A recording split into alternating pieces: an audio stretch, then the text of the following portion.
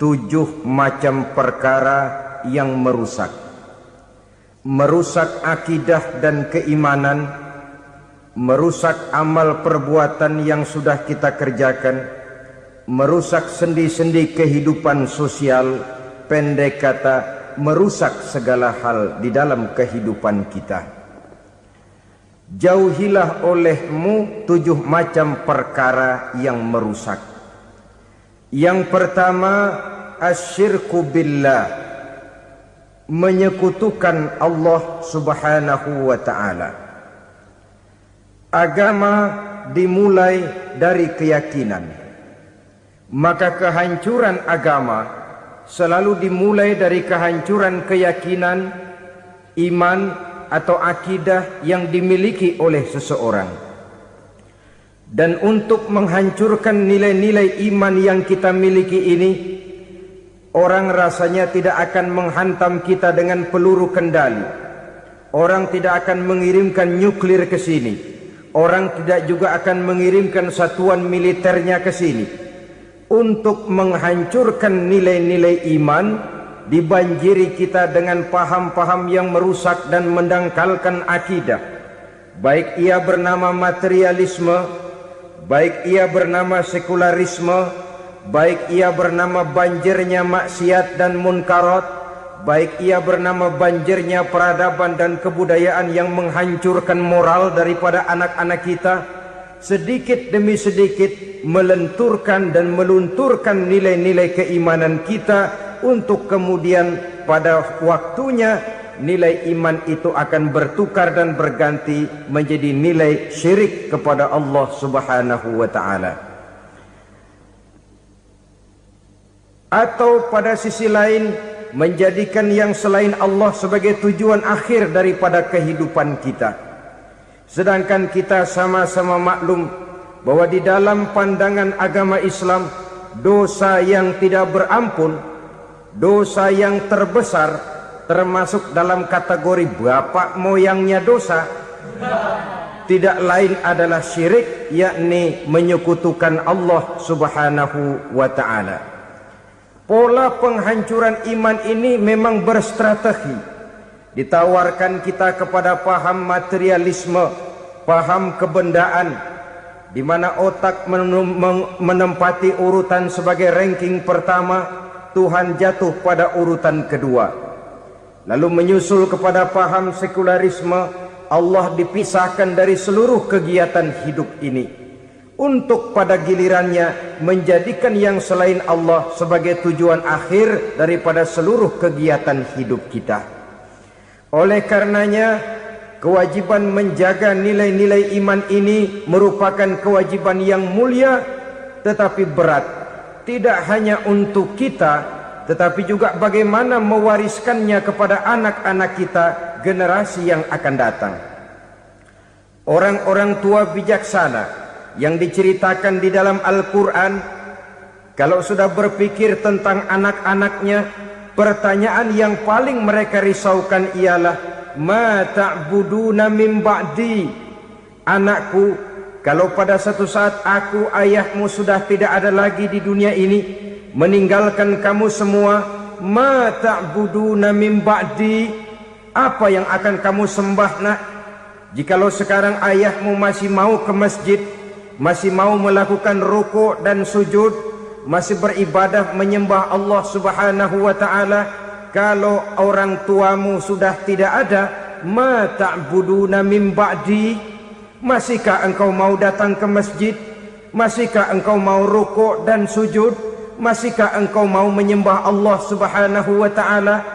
Pertanyaan ini yang dipikirkan oleh Nabi Yakub kepada putra-putranya.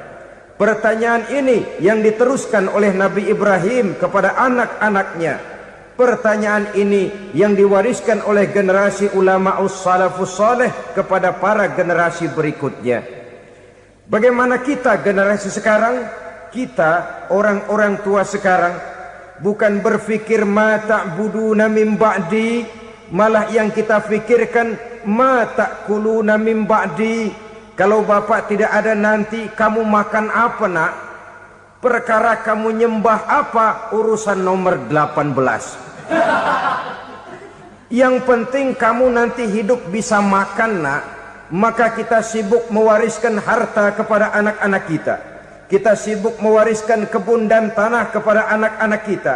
Kita sibuk mewariskan pabrik kepada anak-anak kita, sementara kita lupa mewariskan intan yang paling mahal, mewariskan mutiara yang paling berharga, yaitu nilai iman kepada Allah Subhanahu wa ta'ala.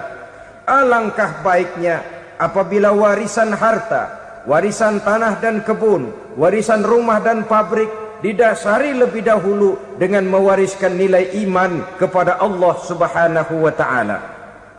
Sebagai orang-orang tua, kita boleh bersedih kalau anak kita tidak mengerti komputer. Kita boleh bersedih kalau anak kita tidak mengerti matematika. Kita boleh bersedih kalau anak kita tidak mengerti bahasa Inggris.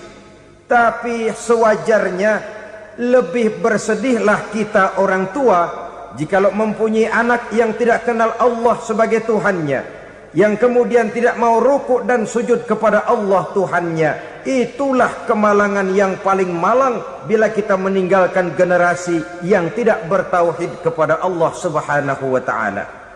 Betapapun anak kita tidak ngerti komputer, saudara, paling-paling kerugiannya cuma kerugian dunia. Masuk dia ke alam barzakh, munkar nakir tidak akan sempat tanya kau belajar komputer apa tidak. Kumpul dia di padang mahsyar, malaikat juga tidak akan tanya matematikamu nilainya berapa. Yang ditanya kau kenal Allah, kau rukuk dan sujud kepadanya, kau pernah datang ke masjid. Oleh karena itu sekali lagi, menjaga nilai iman tidak hanya untuk kita, tetapi juga mewariskannya kepada anak-anak kita, generasi yang akan datang. Sungguh kemalangan yang paling besar apabila kita meninggalkan anak-anak kita, mereka kita tinggalkan lemah ekonominya, itu tidak baik. Mereka kita tinggalkan lemah otaknya, itu pun akan membuat mereka tertinggal oleh yang lain.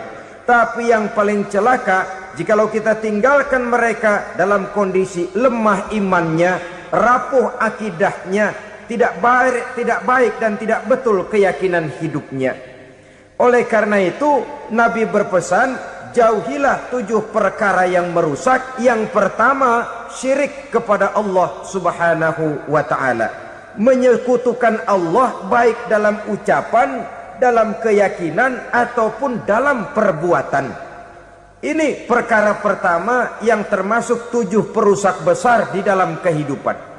Kalau sudah jatuh kita ke lembah syirik, bagaimanapun banyak kebaikan yang kita kerjakan, berjiwa sosial, bertangan pemurah, gemar menolong orang lain, kalau memang dasarnya syirik, maka seluruh kebaikan kita akan hancur, tidak akan ada nilainya dalam pandangan Allah Subhanahu wa ta'ala.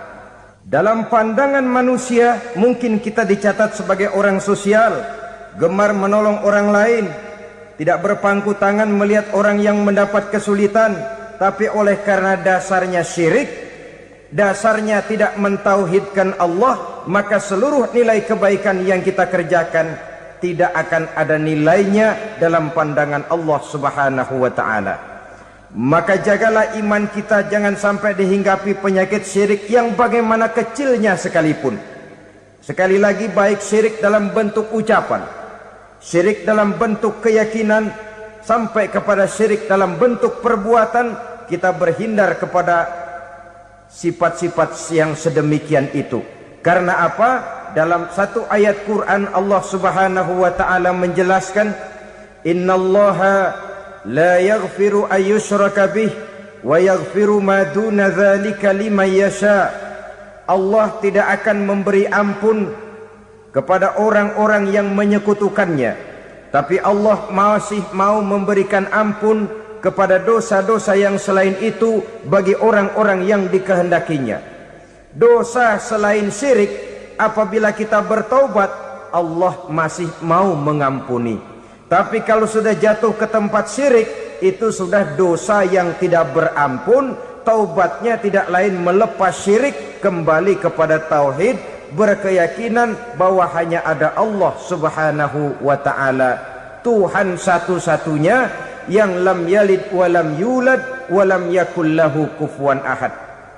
Tidak beranak, tidak pula diperanakkan, dan tidak satu pun yang dapat menyerupai Tuhan Allah Subhanahu wa ta'ala. Saudara-saudara kaum muslimin rahimakumullah, bahwa kita di zaman sekarang memang tidak menyembah berhala, ya. Bahwa kita tidak berterang-terangan mengatakan Tuhan lebih dari satu, memang. Bahwa kita tidak berkeyakinan Tuhan itu punya anak atau diperanakkan, tentu. Tapi dalam perbuatan dan i'tiqad kita kadang-kadang jatuh tanpa kita sadari ke tempat yang bernama syirik ini. Oleh karenanya, di zaman di mana teknologi makin canggih, di mana kemajuan pembangunan makin menjangkau berbagai aspek kehidupan, diperlukan keseimbangan antara kemajuan fisik material dengan kemajuan mental spiritual. Apabila tidak ada keseimbangan yang terwujud, tentulah kepincangan yang diawali dengan pincangnya cara kita berpikir, sehingga pada akhirnya akan mengarah kepada pincangnya cara kita berbuat dan bertindak di dalam kehidupan kita. Oleh karena itu Nabi berpesan, jauhilah sifat syirik, karena syirik merupakan dosa yang teramat besar. Ini sifat merusak yang pertama. Yang kedua kata Nabi, wasihra, jauhilah sihir. Sihir ini juga termasuk perkara yang merusak kehidupan. Kita semua sama-sama maklum bahwa sihir sebenarnya bukan persoalan baru. Sejak sebelum datang Islam, sihir itu sudah ada. Di zaman Yunani kuno sihir ada, di zaman Mesir kuno, di zaman Cina kuno, dan yang lain-lain yang serba kuno, sihir itu sudah ada. Bahkan para nabi pun, para rasul yang diutus oleh Allah Subhanahu wa ta'ala, senantiasa berhadapan dengan ahli-ahli sihir untuk menguji kebenaran dari misi yang mereka bawa. Sihir adalah perbuatan di luar kebiasaan yang bisa dikerjakan oleh ahlinya dengan bantuan jin atau setan. Hukum mempelajari sihir adalah haram, mengamalkannya lebih haram lagi. Sebab itu saudara-saudara, sihir merupakan perbuatan merusak yang harus kita jauhi. Ciri-ciri daripada perbuatan sihir, pertama, ia mengandung tipuan, bayangan khayal. Di zaman Nabi Musa misalnya, orang melihat tambang-tambang itu seperti ular. Nabi Musa melayangkan tongkatnya menjadi ular-ular besar yang memakan ular-ular kecil ciptaan tukang-tukang sihir Fir'aun tadi. Lalu sihir bisa terjadi dengan bantuan jin kafir atau setan. Kemudian ciri yang ketiga, sifatnya halus dan tersembunyi. Taruh kata ada seorang ahli sihir yang mempergunakan ayat-ayat Quran sebagai jompa-jampe, sebagai baca-bacaan, itu cuma sekedar kedok. Tujuannya tidak lain menjadikan agama sebagai ketok untuk membenarkan cara yang dimurkai oleh Allah Subhanahu wa ta'ala. Satu hadis yang diriwayatkan oleh Imam Bazar dan Tabrani, Nabi berpesan, laisa minna man tatayyara lahu au takahhana au tukuhhina lahu au sahira lahu. Tidak termasuk ke dalam golonganku, kata Nabi. Tidak termasuk umatku. Siapa mereka? Man tatayyara lahu, orang yang bertatoyur. Apa tatoyur itu? Dari kalimat toyaro, artinya terbang. Toir biasa diartikan dengan burung. Tatoyaro percaya kepada suara-suara burung. Man tatoyaro lahu, mempercayai, meyakini dengan benar-benar kepada suara beburungan. Kan suka ada itu, nah bunyi burung tuh, maling liwat.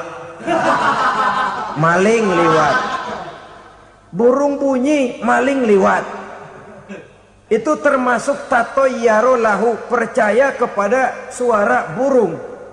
Kan aneh kalau suara orang nggak dipercaya, suara burung malah dipercaya. Ada ustadz ceramah, kiai ngaji, nggak mau didengerin, burung dengerin bener. Nah, suaranya dari sebelah mana? Belah kulon. Nah, itu tandanya ano. Habis dihitung-hitung. Itu termasuk tatoyaro lahu. Au takahana, atau bertenung, au tukuhina, atau minta ditenungkan, au sahirolahu, atau melakukan perbuatan sihir, atau minta disihirkan. Laisa minna, tidak termasuk ke dalam golonganku, kata Nabi. Sehingga dengan demikian saudara-saudara, menghadapi sihir dengan sihir sekalipun termasuk perbuatan yang tidak diajarkan oleh agama. Kita kan mempelajari sihir untuk jaga diri, tidak apa-apa. Yang dilarang mengamalkannya, dilarang juga mempelajarinya. Sebab orang kalau sudah mengetahui, biasanya lalu terangsang untuk mencoba. Kalau percobaannya berhasil, biasanya terangsang untuk coba lagi dan coba lagi. Pada akhirnya ketagihan, lalu beralih menjadi profesi, apalagi itu nanti bisa mendatangkan hasil uang. Saudara-saudara kaum muslimin rahimakumullah, kita manusia makhluk nyata. Kita hidup di alam nyata, terikat oleh sunnatullah, causality.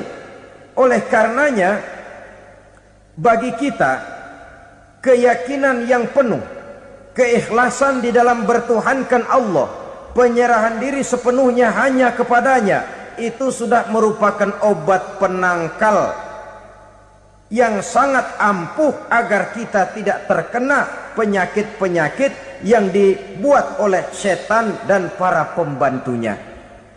Sehingga beberapa ayat Quran mengajarkan, misalnya a'udzu bikalimatillahi tammati min syarri ma khalaq, atau bismillazi la yadurru ma'asmihi syai'un fil ardi wala fis sama, dengan menyebut nama Allah yang tidak bisa mendatangkan bahaya sedikit pun, dari baik yang datang dari langit maupun yang datang dari bumi. Jiwa yang kosong dari keyakinan yang penuh kepada Allah, jiwa yang penuh was-was dan ragu-ragu, itu yang mudah terserang oleh penyakit-penyakit yang dikerjakan oleh para tukang-tukang sihir, yaitu oleh setan dan seluruh para pembantunya.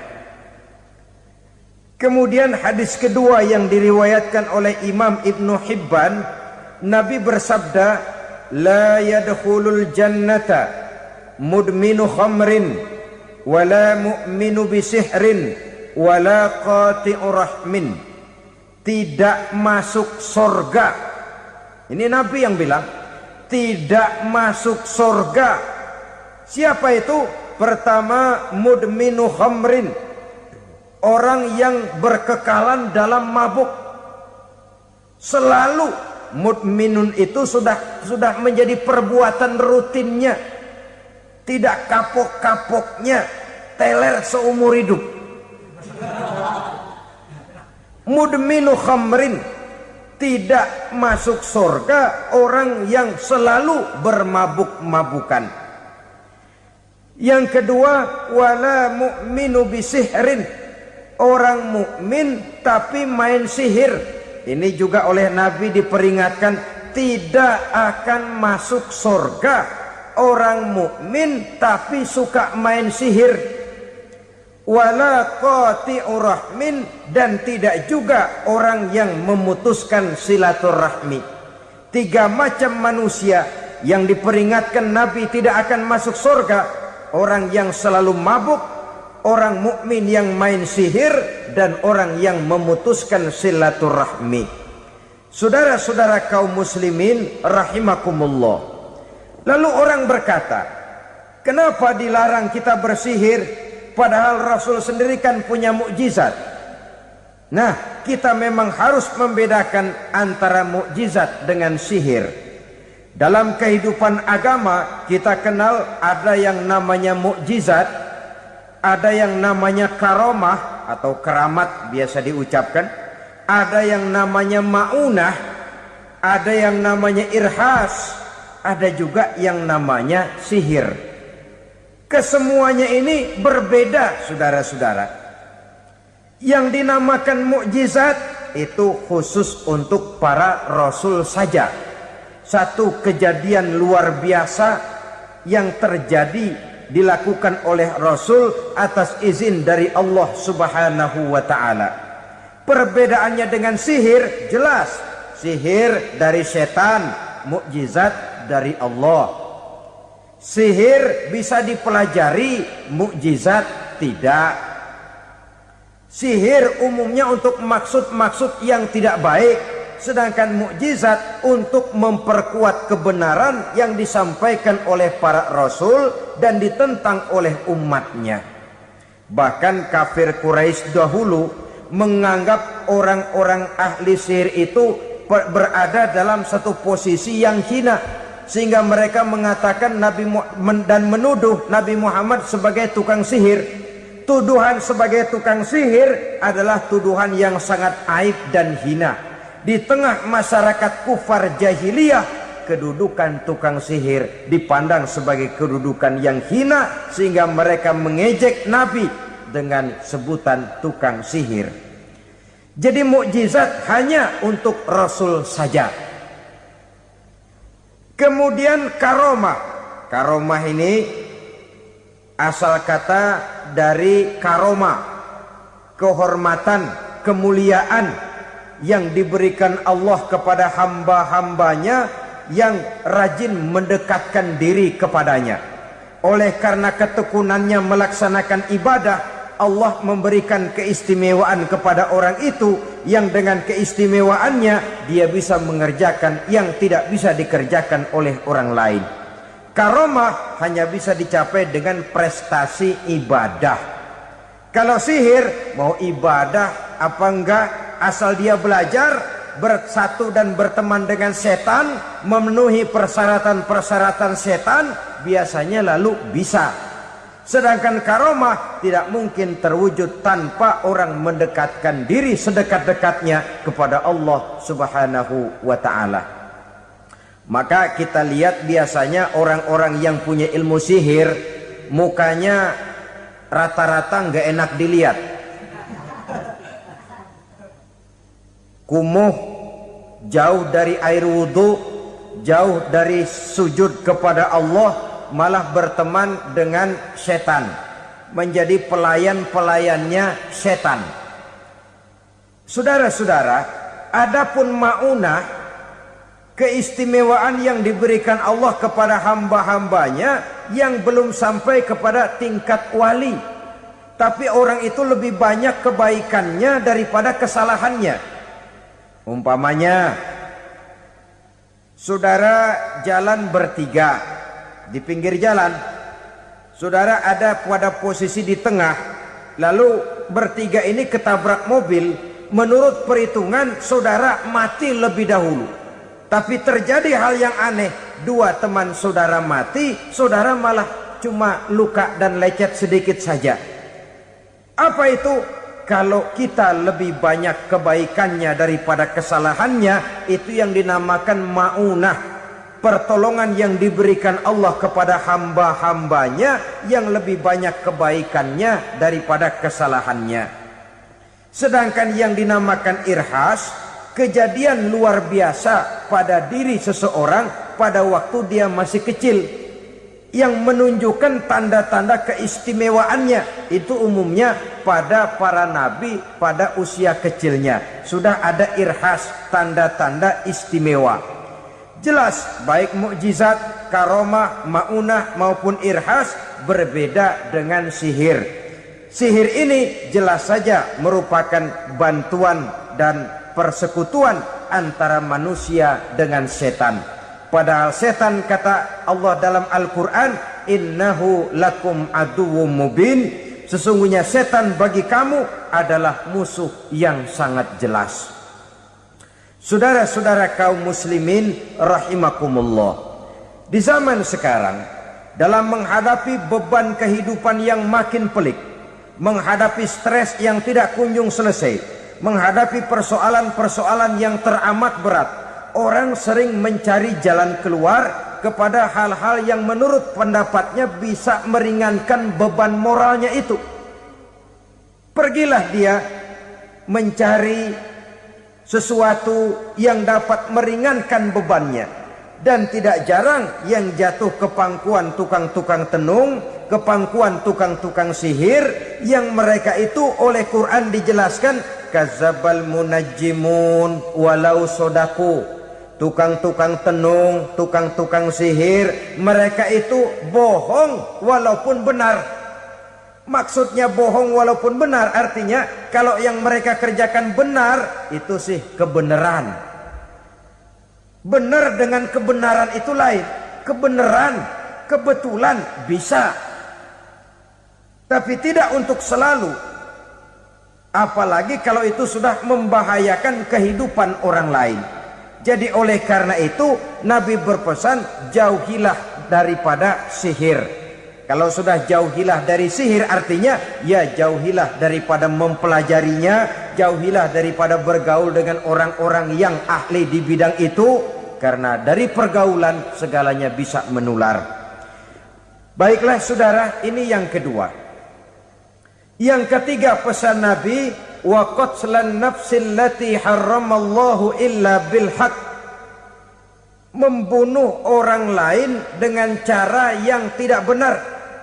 Membunuh orang yang diharamkan oleh Allah Subhanahu wa taala untuk melakukannya kecuali dengan alasan yang benar. Kita tahu Islam adalah agama damai. Sesuai dengan namanya, ia tidak dikembangkan dengan pedang dan kekerasan. Ia dikembangkan dengan keteladanan dan tuntunan moral. Oleh karena Islam bukan agama kekerasan, Islam pun tidak mementingkan dan mengajarkan kekerasan kecuali dengan alasan yang benar dan bisa dipertanggungjawabkan. Membunuh dengan sengaja, menghilangkan nyawa orang lain tanpa alasan yang bisa dibenarkan adalah merupakan dosa besar dan satu di antara 7 perkara yang bisa mendatangkan kerusakan dalam kehidupan dan yang hendaknya harus kita jauhi.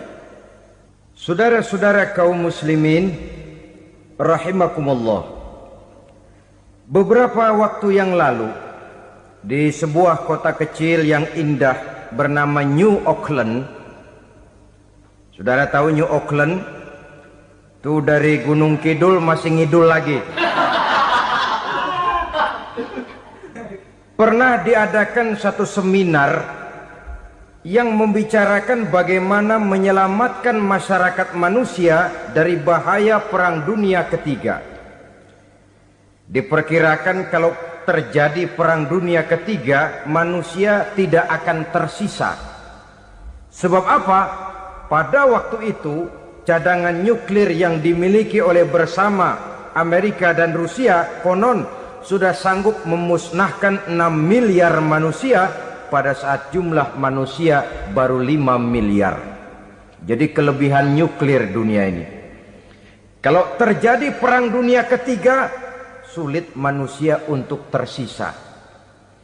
Maka dibahaslah di dalam seminar itu, wah, supaya tidak terjadi Perang Dunia Ketiga, maka perlombaan membuat senjata-senjata canggih, alat-alat pembunuh modern harus segera dibatasi. Dibahas, tidak mungkin kita membatasi perlombaan membuat senjata. Kenapa? Makin maju ilmu dan teknologi, makin canggih senjata yang ditemukan. Atom sudah meningkat menjadi nuklir, nuklir sudah meningkat menjadi neutron, dan kita tahu bom yang bernama neutron ini bom yang cukup membunuh tanpa perlu merusak. Artinya kalau dia diledakkan di kota kita ini, bangunan utuh, jembatan tidak ambruk, rumah-rumah tetap berdiri, tapi semua yang bernama hidup mati. Itu katanya lebih sopan dari bom atom. Sebab kalau si atom ini sudah membunuh, merusak pula. Neutron cukup membunuh saja tanpa perlu merusak. Jadi majunya senjata-senjata teknologi sebagai akibat yang logis dari kemajuan ilmu pengetahuan ini tidak bisa kita batasi. Dan memang sebenarnya yang bahaya bukan senjatanya, tapi manusia yang mengendalikan senjata itu. Mereka kembali kepada prinsip the man behind the gun. Bukan senjatanya yang bahaya, tapi manusia yang mengendalikan senjata itu yang bahaya. Walaupun senjatanya modern, katakanlah model M16 umpamanya, kalau yang mengendalikannya orang beriman, insya Allah aman. Tapi biar megang cuma senapan angin, kalau yang megang orang brutal, ngeri kita deket-deket. Apalagi kalau memang bukan ahlinya menggunakan senjata, bisa ngeker kaki kena jidat.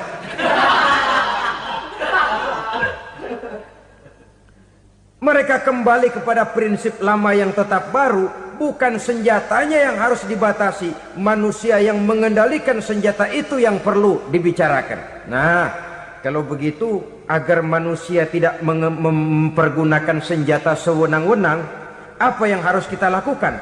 Ya, manusianya harus bermoral. Ya, tapi moral yang mana? Di dunia ini banyak ajaran tentang moral. Itu pun mudah saja. Di sini kan kita undang saja ahli dari berbagai agama untuk membicarakan konsep perdamaian menurut agamanya masing-masing. Baik, setuju itu, setuju. Maka tampillah para ahli agama, mereka kembali kepada prinsip moral daripada konsep yang terkandung di dalam ajaran agama untuk menegakkan perdamaian. Mula-mula naiklah ahli dari agama Hindu.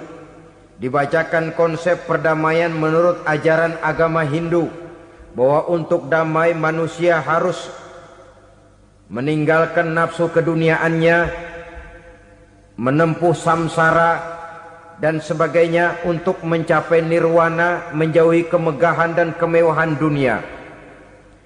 Ini lalu dibahas, rasanya juga tidak mungkin ini. Kemudian dari agama Nasrani, bahwa untuk damai manusia harus menciptakan sifat kasih sayang. Kalau ditampar pipi kiri, berikan pipi yang kanan.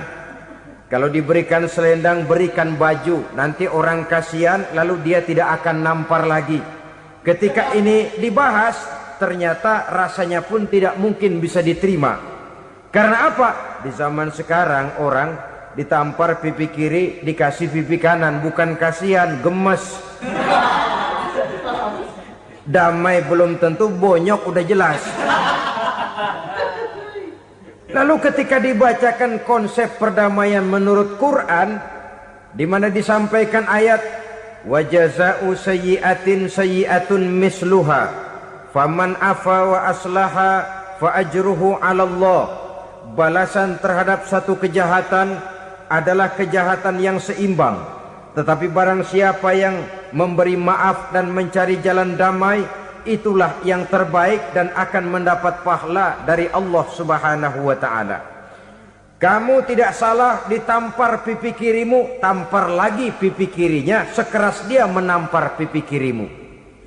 Nanti orang tidak mau menampar kita karena dia tahu kalau dia tampar kita, dia akan menderita tamparan sekeras dia menampar kita. Akan terjadilah prinsip saling hormat menghormati, tidak saling ganggu, tidak saling usil, tidak saling jahil.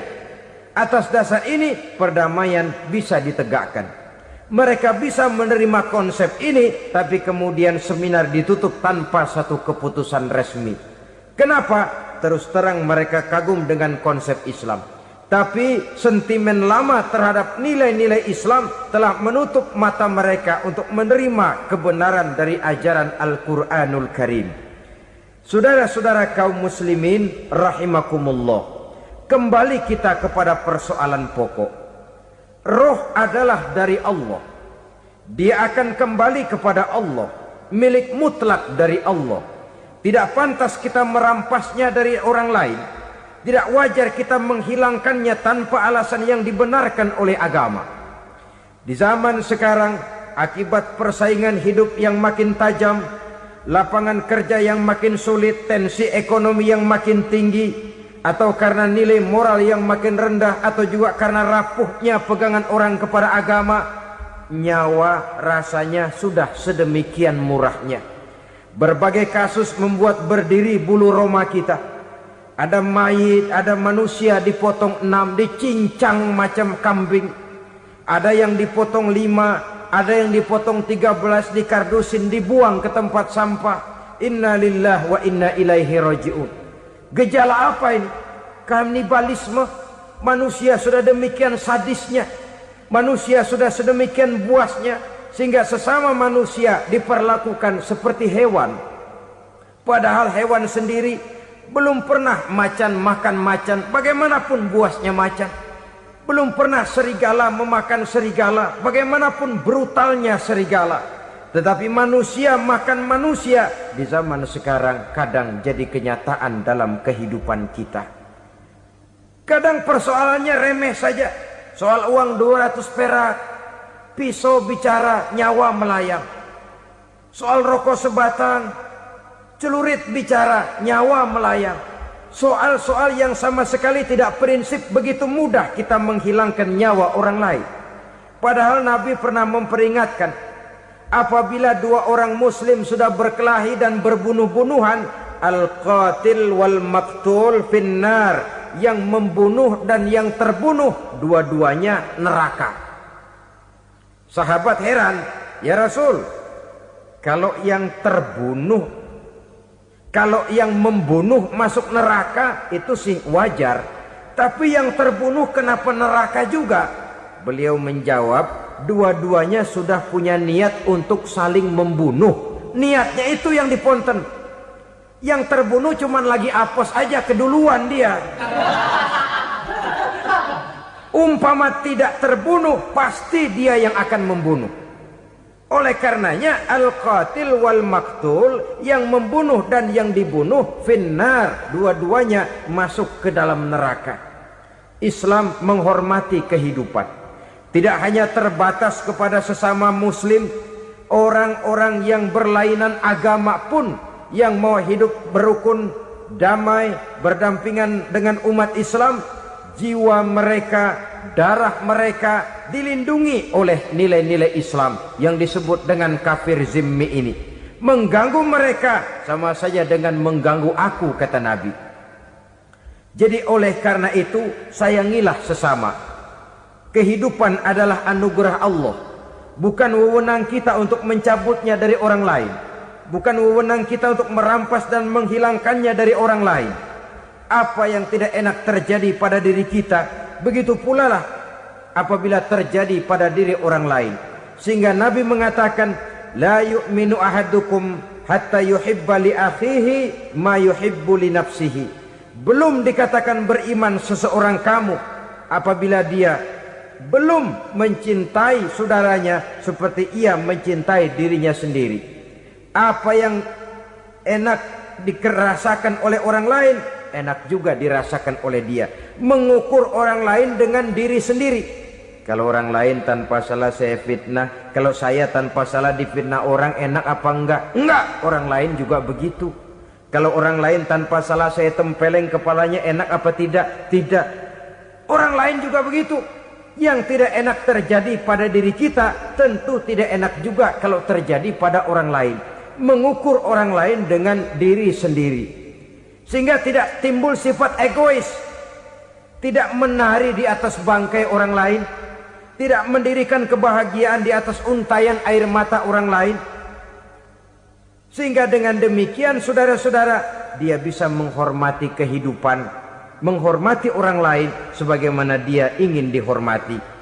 Inilah perbuatan ketiga yang merusak, membunuh orang lain dengan yang diharamkan Allah tanpa alasan yang benar. Yang ketiga. Kemudian yang keempat, perbuatan merusak wa aklar riba, makan riba. Hidup adalah tolong menolong. Bahasa kerennya take and give katanya. Saling memberi dan saling menerima. Nabi mengajarkan man kuraba kurbatan min kurabid dunya karaballahu lahu kurbatan min kurabi yaumal qiyamah. Wallahu fi aunil abdi madamal abdu fi auni akhihi. Siapa yang meringankan beban dari beban-beban yang dirita seseorang di dalam kehidupan dunia, Allah akan meringankan bebannya daripada beban-beban yang harus dipikulnya di hari kiamat nanti. Wallahu fi aunil abdi madamal abdu fi auni akhihi. Allah senantiasa akan menolong seorang hamba selama hamba itu masih mau menolong saudaranya. Allah selalu akan menolong seorang hamba selama hamba itu masih mau menolong saudaranya. Apabila kita sudah berpangku tangan terhadap kesulitan orang lain, biasanya pun pada saat kita mendapat kesulitan, kita akan sulit juga memperoleh pertolongan. Nah, riba alias renten, kedoknya adalah menolong orang, tapi sama juga bulu buntutnya dilepas, palanya dicekek. Menolong orang pada akhirnya menjadi beban bagi seseorang, dan memang mencari orang-orang yang berada dalam posisi kesulitan. Biasanya di daerah-daerah di mana musim paceklik, jadi lapangan kerja sulit, sedangkan urusan perut tidak bisa ditunda. Akhirnya orang terjebak ke dalam rentenir, ke dalam riba, ke dalam renten. Bunga berbunga, sehingga satu saat jumlah bunganya bisa lebih besar dari jumlah pinjaman pokoknya. Kemudian kalau juga ternyata tidak bisa dibayar, rumah jadi taruhan. Memang rumah satu-satunya, begitu rumah ditarik mulain camping. Bukankah pada akhirnya akan mewariskan kesengsaraan? Oleh karena itu, kepada kita berusahalah jangan berhubungan dengan rentenir, jangan makan renten dan riba. Kepada mereka yang melaksanakan riba, walaupun mendatangkan keuntungan materi, tapi percayalah harta yang didapat dengan jalan riba tidak akan membawa keberkahan. Manakala tidak membawa keberkahan, dia tidak akan mendatangkan ketenangan di dalam kehidupan kita. Oleh karenanya, memakan harta riba termasuk perbuatan yang merusak sendi-sendi kehidupan sosial, merusak kehidupan orang lain, merusak kehidupan masyarakat, tetangga, pergaulan dan sebagainya. Yang kelima, wa akla malil yatim, memakan harta anak yatim dengan cara yang zalim. Nih, memang lezat. Anak yatim itu nggak tahu urusan apa-apa. Kita diamanahkan untuk mengurusinya. Kadang-kadang dibentuklah panitia penyantunan yatim piatu. Yatimnya mah tetap kelaparan, panitianya yang pada gendut.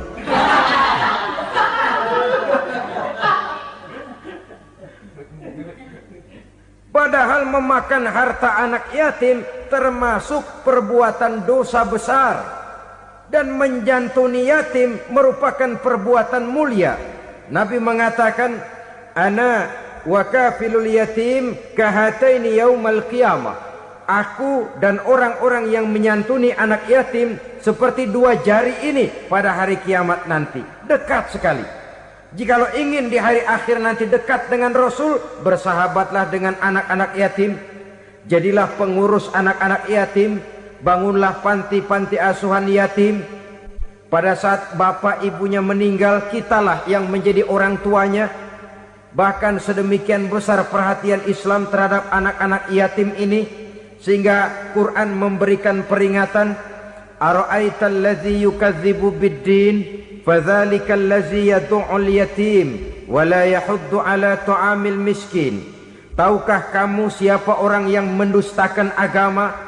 Beragama tapi dianggap dusta, solatnya dusta, puasanya dusta, karena agamanya sudah berdusta. Siapa mereka? Fazalikal ladzi yad'ul yatim, orang yang menyia-nyiakan anak yatim. Wala yahuddu ala ta'amil miskin, dan tidak pernah memberi makan kepada orang-orang yang menderita kemiskinan, menyia-nyiakan, meninggalkan anak yatim, termasuk perbuatan yang divonis kita sebagai orang yang mendustakan agama. Saudara-saudara kaum muslimin rahimakumullah, maka sangat dicela mengeksploitir anak-anak yatim, menjadikan mereka sebagai kedok untuk mencari kekayaan pribadi. Tetapi jikalau ikhlas, ganjarannya sangat besar, nilai pahalanya sangat besar. Menyantuni yatim tidak hanya setahun sekali. Kalau Muharram pakai istilah lebaran yatim, dibentuklah panitia, diberilah beras, uang 45.000 rupiah, alhamdulillah. Tapi jangan lupa, si yatim tidak hidup cuma satu hari. Dia tidak hidup cuma di bulan Muharram saja, dia hidup 12 bulan dalam setahun. Sebagaimana anak-anak yang lain, dia juga berhak punya masa depan. Dia juga berhak menikmati bangku sekolah. Dia berhak mengenyam arti dan makna pendidikan.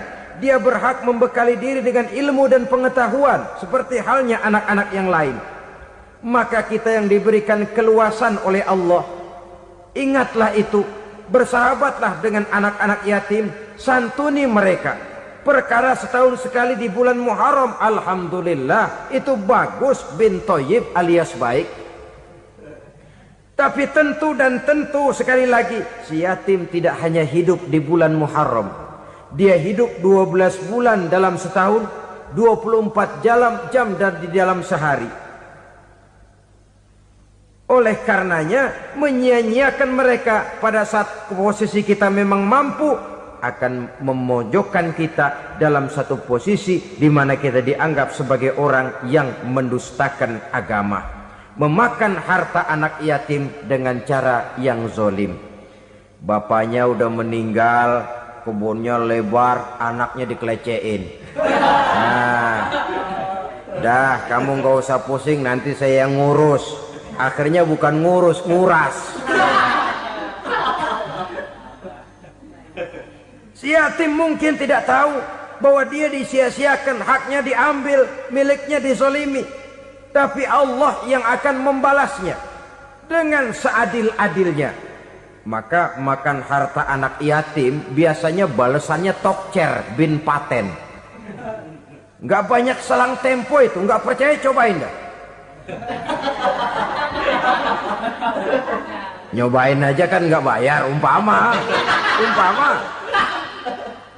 Memakan harta anak yatim dengan cara yang zolim, ganjarannya biasanya kontan. Kenapa?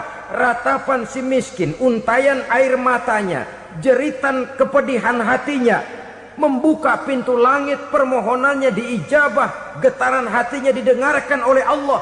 Maka balasannya biasanya kontan, spontan, tidak menunggu waktu terlalu lama. Itu di dunia, belum lagi di akhirat nanti. Bukankah dalam riwayat Mi'raj diceritakan Nabi melihat di neraka itu orang perutnya sebesar rumah?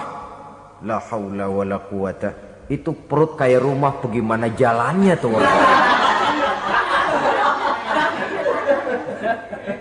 Dan memang gak jalan, diseret-seret oleh malaikat di neraka itu. Hancur perutnya, amburadul itu perut.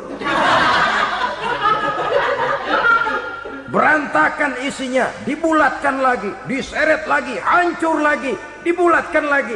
Sampai Nabi tanya, orang itu begitu berat siksanya kenapa ya Jibril? Itu Muhammad, waktu di dunia dulu rakus banget makan harta anak yatim. Begitu vonisnya, begitu menyedihkan nasibnya di akhirat. Tapi di dunia pun ketidakberkahan itu sudah membayangi kehidupannya. Oleh karena itu, kepada saudara-saudara yang mendapat titipan anak yatim, berbahagialah, karena semulia-mulia rumah adalah rumah yang di dalamnya ada anak yatim yang disantuni. Sehina-hina rumah adalah rumah di mana di dalamnya ada anak yatim yang disia-siakan. Begitu kata Nabi kita. Rumah yang paling mulia dalam pandangan Allah, rumah yang di dalamnya ada anak yatim yang disantuni. Rumah yang paling hina dalam pandangan Allah, rumah yang di dalamnya ada anak yatim yang nasibnya disia-siakan. Berbahagialah saudara apabila menjadi penyantun anak-anak yatim, pelindung mereka, sehingga mereka mempunyai masa depan sebagaimana anak-anak lainnya. Rasulullah sendiri sedemikian peka terhadap keadaan anak-anak yatim karena beliau sendiri memang mengalami umur 6 bulan dalam kandungan ibu, beliau sudah ditinggalkan oleh ayahnya. Pada saat berusia 6 tahun ibu sudah meninggal. Yatim piatu dalam usia di mana beliau sedang perlu belas kasih seorang ibu dan pengertian seorang bapa. Kepekaan itu lalu timbul, bahkan kemudian sampai kepada beliau berkata, aku dan orang yang menyantuni anak yatim seperti jari tengah dan jari telunjuk di hari akhirat nanti. Sedemikian dekatnya. Baiklah ya, jadi yang kelima, memakan harta anak yatim. Jauhi karena ini perbuatan yang merusak. Yang keenam, watawalli yaumaz zahfi, melarikan diri pada hari pertempuran. Apa ini? Khianat. Tidak konsekuen dengan konsep perjuangan. Pada mulanya keras benar teriak, berantas korupsi, ganyang korupsi. Cuma karena belum dapat giliran. Begitu dia naik dapat kesempatan, korupsinya lebih edan dari yang diteriakinya. Ini termasuk tawalli yaumaz zahfi, berpaling pada hari peperangan. Di saat menghadapi musuh, kalau belum kelihatan musuh, teriaknya nyaring bener. Jangan takut, demi kebenaran sampai titik darah yang paling penghabisan. Musuh belum kelihatan. Begitu musuh sudah kelihatan, paling dulu lari ke belakang. Kalau diajak berjuang ada saja alasannya. Sehingga Quran memberikan peringatan kepada kita semua. Mengapa kamu ini berat? Kalau sudah diajak berjuang di jalan Allah, kakimu seperti terhunjam berakar di perut bumi. Berat untuk melangkah berjuang. Lari dari pertempuran tidak konsekuen dengan konsepsi perjuangan. Mau enaknya saja. Dalam kondisi yang sulit lalu berpangku tangan. Ini termasuk ciri munafik yang di dalam Al-Quran disindir dengan bahasa kullama adha'a lahum masyaufi wa iza azlama alaihim qamu. Waktu terang mereka jalan, giliran gelap mereka mandek. Artinya, maksudnya, kalau giliran ada untungnya aja, rame-rame teriak Islam. Tapi begitu diminta berjuang, dituntut berkorban, rame-rame mundur. Waktu dilihat di Islam ada untungnya, rame-rame teriak Islam. Pak, saya Islam banget, Pak. KTP saya Islam, Pak. Pokoknya Islam banget dah. Tapi ketika diminta berjuang, dituntut sedikit berkorban, rame-rame mengundurkan diri. Tahun 65 PKI berontak. Waduh, waktu itu jadi orang Islam untung itu. Nggak dikejar-kejar, aman. Masjid rame, mobil-mobil mewah parkir di depan musola dan masjid. Kenapa? Waktu itu asal udah ke masjid aman. Islam selamat, untung. Tapi begitu keadaan aman, yang parkir di musola sepeda butut melulu.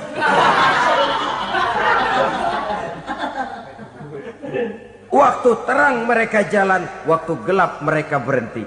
Dikala di Islam ada untungnya, baru wah Islam bagus, Islam hebat. Tapi waktu dilihat ada kerugian, jangan bawa-bawa Islam dah. Jangan bicara soal Islam, ini kan bukan soal agama. Bukan soal agama. La haula wa la quwata illa billah.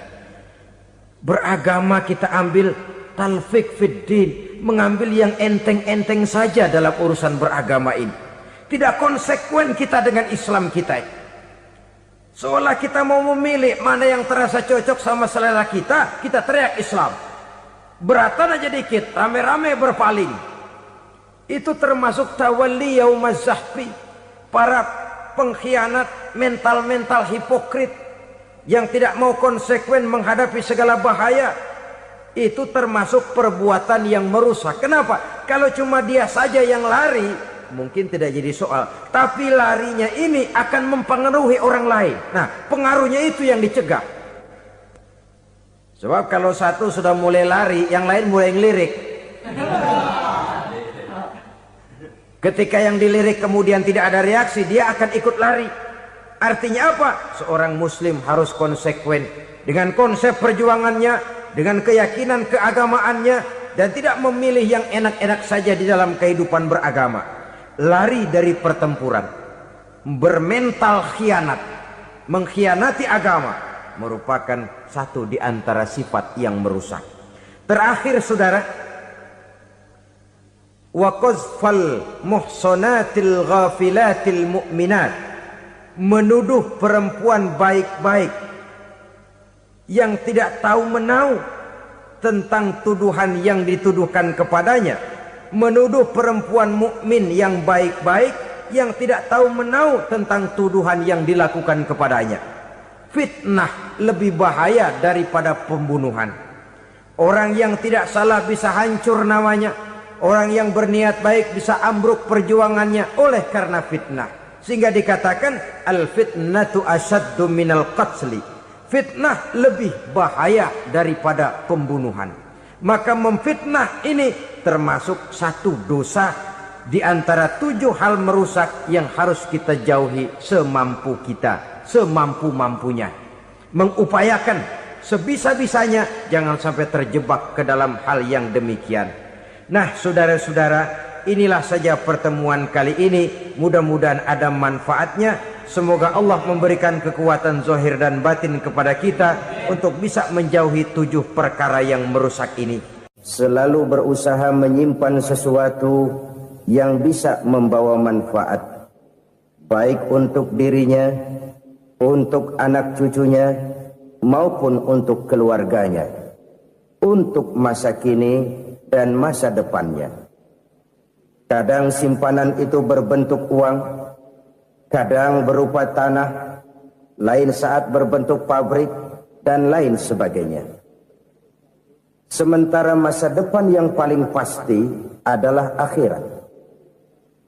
Jika untuk masa depan dunia kita rela memeras keringat, membanting tulang, pergi pagi dan pulang petang, menyimpan uang, menyimpan tanah, menyimpan pabrik, pernahkah kita merenung jika satu saat kiamat datang, kita dibangkitkan dari kubur masing-masing, berdiri di padang mahsyar untuk mempertanggungjawabkan seluruh kegiatan hidup kita di dunia ini, lalu kita akan menuju ke alam akhirat.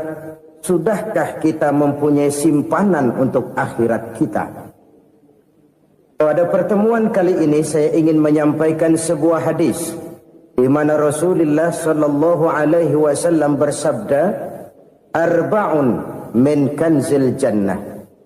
Simpanan sorga ada 4 macam. Yang pertama, ikhfa'us sadaqah, menyembunyikan sedekah. Saudara-saudara kaum muslimin, sebagaimana yang kita maklum bahwa Allah Subhanahu wa taala melebihkan sebagian rezeki dari kita terhadap yang lain.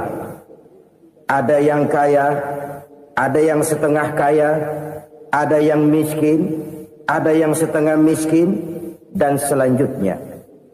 Ada yang gajinya kecil tapi penghasilannya gede. Ada yang penghasilannya gede tapi nggak punya gaji. Ada juga yang memang gajinya gede dan penghasilannya gede. Kelebihan rezeki merupakan sunnatullah dan tidak harus membuat kita merasa lebih dari yang lain. Bahkan sebaliknya, kelebihan itu harus membuat kita ringan tangan untuk menolong mereka yang memang memerlukan pertolongan. Kalau saudara diberikan ilmu, maka pertanyaan akhirat cuma satu: ilmumu kau amalkan untuk apa? Kalau saudara diberikan umur yang panjang, pengadilan akhirat juga bertanya satu: umurmu kau habiskan di mana? Tapi kalau saudara diberikan harta, pengadilan akhirat akan bertanya 2: hartamu kau dapat dari mana, kau belanjakan kemana. Dari mananya ditanya, dan kemananya juga ditanya. Oleh karena kita akan dimintakan pertanggungan jawab, maka amanah yang bernama harta ini harus kita gunakan dengan sebaik-baiknya. Ada penggunaan yang merupakan kewajiban, itu zakat namanya. Ada penggunaan yang sewaktu-waktu, itu infak namanya. Ada yang lebih sewaktu-waktu lagi, dan itu sedekah namanya. Zakat dia terikat oleh haul dan nisab, oleh putaran batas waktu dan ukuran dari harta itu sendiri. Sedangkan infak terikat oleh situasi dan kondisi perekonomian seseorang. Sedangkan sedekah tidak terikat dengan apapun. Dalam kondisi seperti apapun kita bisa melakukan sedekah dengan yang terkecil sekalipun. Sampai-sampai Rasulullah sallallahu alaihi wasallam mengajarkan, la tahqiranna minal ma'rufi syai'an walau an talqa akhaka biwajhin talik. Atau ada hadis, tabassumuka fi wajhi akhika laka sedekah. Senyumanmu kepada temanmu adalah sedekah. Jadi untuk melakukan sedekah tidak harus dalam berbentuk uang. Dengan ilmu kita bisa sedekah, dengan tenaga kita bisa bersedekah, dengan pikiran kita bisa bersedekah, bahkan senyum kepada teman itu pun sedekah. Jadi kalau sedekah dengan uang memang belum punya uang, nyengir aja banyakin. Itu asal pada tempatnya, jangan lalu ketemu tiang listrik cengengesan. Tentu tidak pada tempatnya dan tidak wajar. Nah, sedekah yang paling dicintai Allah adalah sedekah yang disembunyikan. Artinya jauh dari sifat riya. Kan kadang-kadang ada orang sedekah itu disebutkan namanya. Apa tidak bagus? Kalau memang niatnya ikhlas, ya bagus-bagus saja. Untuk memberikan sugesti kepada yang lain. Di Fulan bin Fulan nyumbang sekian, diumumkan. Boleh kalau niatnya untuk memberikan rangsangan kepada yang lain supaya dia menyumbang lebih besar dari orang tadi. Tapi kalau itu mendatangkan riya, maka sedekah yang paling dicintai Allah adalah sedekah yang disembunyikan. Tangan kiri saja tidak tahu apa yang diberikan oleh tangan kanan. Sedekah yang dilakukan dengan ikhlas akan merupakan perbendaharaan surga, tersembunyi dari pandangan orang lain, tidak seorang pun tahu. Karena memang sikap yang baik adalah melupakan kebaikan dan mengingat kesalahan. Itu salah satu ciri orang bahagia.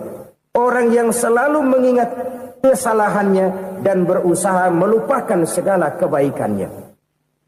Kalau dia akan ada kebaikan, dia tidak bisa ikut, dia merasa rugi karena dia merasa belum pernah berbuat baik. Tapi kalau akan melakukan kesalahan baru, dia ingat kesalahan yang sudah-sudah, sehingga terhalang baginya untuk melakukan satu kesalahan baru. Demikianlah saudara-saudara, bahwa Allah melebihkan rizki sebagian kita dari yang lain, agar terjadi tolong-menolong dalam kehidupan ini. Jadi kesenjangan yang nature, kesenjangan yang alami, itu sunnatullah. Ada yang kaya, ada yang miskin, ada yang kelas menengah. Nah, kenapa lalu sekarang kita berusaha mengentaskan kemiskinan? Oleh karena adanya kesenjangan struktural. Kalau yang kaya bisa semakin kaya, kenapa yang miskin tidak bisa naik jadi ikut sedikit kaya? Sebab pada dasarnya Islam adalah agama yang sejak turunnya sudah berupaya memerangi kemiskinan. Bahkan dikatakan kemiskinan itu mendekatkan kepada kekufuran. Orang kalau miskin udah dekat banget sama kafir. Gampang menjadi kafir. Berapa banyak saudara-saudara kita yang oleh karena soal perut, oleh karena soal materi, terpaksa meninggalkan dan menanggalkan akidahnya. Menjual petunjuk yang diberikan Allah dengan kesenangan dunia yang cuma sebentar ini. Na'udzubillah, thumma na'udzubillah. Jadi makin kita sembunyikan satu sedekah, semakin banyak perbendaharaan kita di surga. Sedekah yang paling dicintai Allah adalah sedekah yang disembunyikan. Malahan ada seorang sufi, dia punya kebiasaan kalau pergi sholat Jumat dia bawa uang, itu uang dia taruh di bawah tikar masjid.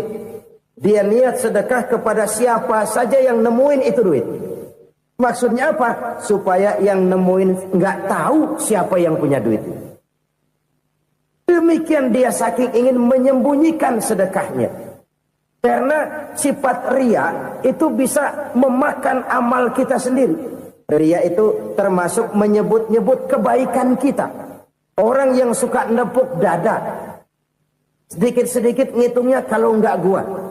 Kalau nggak gua tuh yang belas itu kalau nggak gua. Iya, kalau nggak lu kenapa emang? Orang yang suka menepuk jasa, biasanya memang begitu, saudara-saudara. Kalau perang lagi berkecamuk, orang nggak sempat ngaku jadi pahlawan. Tapi begitu perang selesai, yang kagak kenal bedil ngaku pahlawan, mas. Itu sesuatu yang biasa. Oleh karenanya, orang-orang yang ikhlas dalam bersedekah, disembunyikannya sedekah itu, Allah cinta betul. Malahan ada hadis memberikan jaminan, inna shadaqatal mar'il muslimi tazidu fil umri wa tadfa'u mitatas su'i. Sesungguhnya sedekahnya seorang mukmin tazidu fil umri, bisa menambah umur panjang. Wa tadfa'u mitatas su'i, dan menyelamatkan manusia dari mati secara su'ul khatimah. Jadi siapa yang kepengen panjang umur, banyaklah sedekah. Yang bosan hidup, pelit terus. Sedekah menambah panjang umur dan menyelamatkan manusia dari mati secara su'ul khatimah. Pak, katanya umur itu nggak bisa ditambah, nggak bisa dikurangin. Kapan? Kalau ajal sudah datang. Wa idza jaa ajaluhum la yastakhiruna sa'atan wa la yastakdimun. Kalau ajal datang tidak bisa dimajukan, tidak bisa dimundurkan. Itu kalau ajal sudah datang. Tidak bisa lagi umur ditambah dikurangi, sudah datang. Tapi kalau belum datang, itu kan haknya Allah. Mau ditambah, mau dikurangi, hak prerogatif Allah. Sebagai pencipta manusia, Allah maha kuasa dan maha mampu. Sedekah ini menambah panjang umur dan menyelamatkan manusia dari mati secara su'ul khatimah. Orang mati kan sama ya, kondisinya mati, nggak nafas. Tapi hakikat mati kan lain-lain. Ada yang mati itu husnul khatimah, baik akhirnya. Misalnya lagi ngaji mati, lagi sholat mati, lagi sedekah mati. Ini yang dinamakan dengan husnul khatimah, baik di akhirnya. Sebaliknya ada yang su'ul khatimah, jelek di akhirnya. Ini yang jadi catatan akhir. Lagi nyekek botol, mampus. Lagi banting kartu, modar. Su'ul khatimah, jelek pada akhirnya. Sedekah menyelamatkan manusia dari mati secara su'ul khatimah. Dan kita semua kepengen mendapat husnul khatimah, jauh dari su'ul khatimah. Oleh sebab itu yang bisa menyelamatkan kita dari penyakit itu antara lain adalah sedekah yang disembunyikan, yang dikerjakan dengan ikhlas karena Allah, tidak karena kepengen dipuji orang, tidak karena ingin dikatakan orang pemurah. Sebab orang dermawan itu orang yang memberi tanpa harus diminta. Kalau masih harus diminta, ya belum dermawan namanya, masih harus diminta. Kalau nggak diminta ya tulus, lolos, polos. Saudara-saudara kaum muslimin rahimakumullah. Harta adalah amanat dan akan kita pertanggungjawabkan. Allah melebihkan rizki sebagian kita dari yang lain agar kita saling tolong menolong, bantu membantu. Nabi janjikan siapa yang meringankan beban saudaranya muslim di dunia, Allah akan meringankan bebannya di akhirat nanti. Sebuah jaminan dari baginda Nabi. Si orang yang kita bantu barangkali tidak bisa membalas, Allah yang akan membalas lewat jalan lain yang tidak pernah kita sangka-sangka. Ada orang tanya, Pak, ini ada orang nyumbang masjid sambil marah-marah, bagaimana? Saya bilang sumbangannya aja ambil, marahnya jangan.